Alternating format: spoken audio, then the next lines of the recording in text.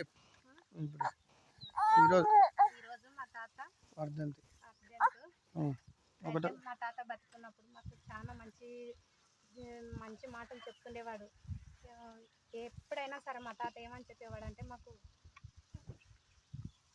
ఎలాంటి మనం కష్టం చేసుకుంటేనే బతకగలుగుతాం తప్ప మనం కష్టం చేయకపోతే ఎప్పుడు బతకలేమమ్మా. ఎవరికి ఆధారపడద్దు, తల్లిదండ్రులకైనా ఎవరికైనా సరే. పైసలు 10 రూపాయలు మన దగ్గర ఉంటేనే మనం బతకగలుగుతాం అని చెప్పేవాడు మా తాత. మాకు మాత్రం పైసలు మా చేతికి ఏ రోజు మా తాత 500 కానీ 1000 రూపాయలు కానీ ఏ రోజు నా చేతికి ఇవ్వలేదు. మాకు కేవలం ప్రేమ తప్ప పైసల కోసం రాలేదు. ఈరోజు మా తాత చాలా, నేను చనిపోవాలనుకున్నాను నా మనసులో ఒకప్పుడు.